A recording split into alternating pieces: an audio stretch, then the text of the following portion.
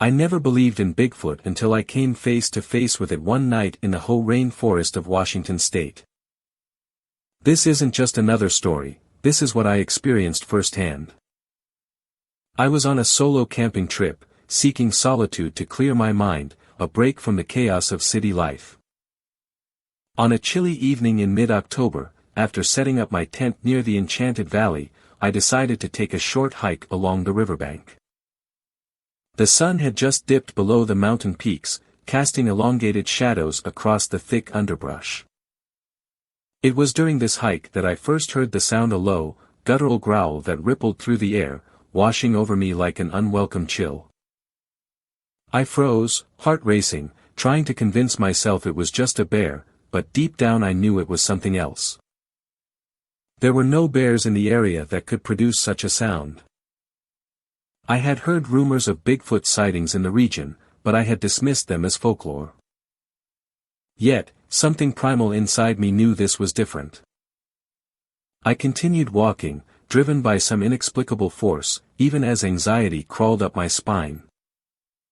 I came to a small clearing and, illuminated by the moonlight, I saw it. Towering over the brush, it stood at least 8 feet tall, covered in dark, matted fur that appeared almost black under the silvery glow. Its limbs were long and muscular, resembling a creature built not just for power, but for speed and agility. The face was a grotesque mask of human-like features, its eyes reflecting a predatory intelligence that sent a wave of dread crashing over me. Every instinct screamed at me to run, yet I stood frozen, locked in a gaze with this thing that shouldn't exist. I couldn't move, couldn't scream, I felt paralyzed as if time itself had stopped. It leaned forward, studying me as I studied it, our breaths mingling in the cold night air. Then it let out an unsettling, deep howl that echoed through the trees, a sound that resonated deep within my bones, making it clear that this was its territory, not mine. In a fleeting moment of clarity, I glanced down at my phone, the device feeling useless against what I was witnessing. I recorded a few seconds of video, trembling hands capturing nothing but darkness and trees. I also snapped a picture, which revealed nothing more than a blur, but I was desperate to prove I wasn't losing my mind. The encounter lasted only a few minutes before, without warning, it retreated into the shadows, moving with an agility I couldn't fathom, disappearing as quickly as it had appeared. I stumbled back toward my tent, each step heavy with fear and disbelief, replaying the moment in my mind, trying to convince myself I hadn't seen what I believed I had. That night, sleep evaded me. The forest was alive with sounds, rustling leaves and distant howls reminding me of my encounter. I kept hearing the low growl, echoing now in my memories, amplifying my paranoia. When dawn finally broke, I gathered my things, but my mind was still consumed by that moment. Was I dreaming? Had I lost my grasp on reality? Back in the safety of civilization, the evidence of my encounter haunted me. I pulled the photo and video from my phone, only to find the images distorted, an aberration of darkness that provided little proof. I attempted to report it to local authorities, only to be met with skepticism.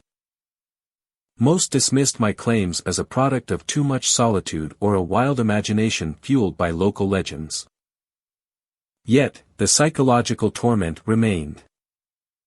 Friends noticed my change, the way my eyes darted at every rustle or shadow, how I flinched at sudden sounds. I felt the boundary of disbelief dissolving, the reality of that night seeping into my everyday life. Nightmares invaded my sleep, I would often wake drenched in sweat, heart racing, the echo of that howl ringing in my ears. Months later, I returned to the Hoh rainforest, determined to face my fear. As I retraced my steps, I found it impossible to shake the feeling that I was being watched. I spotted large, incongruous footprints near the riverbank, well over a foot long, embedded deeply in the soft earth, parallel patterns leading away into the brush. Each footprint sent chills down my spine, but I couldn't turn away. I couldn't shake the thought, what if it was still out there? What if it was watching me even now? The boundaries of what I believed began to erode and, with them, my peace of mind. Weeks turned into months, yet the memory of the encounter haunted me relentlessly. I often found myself researching other sightings, desperate to connect with others who had experienced the same fear. I stumbled upon a forum discussing the psychological impact of seeing Bigfoot, stories identical to mine. People left with a rift between their previous understanding of reality and now an unshakable belief in something monstrous lurking in the unexplored.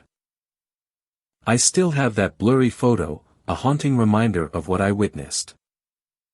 But instead of comfort or proof, it serves as a grim token of an encounter that challenges everything I thought I understood about our world.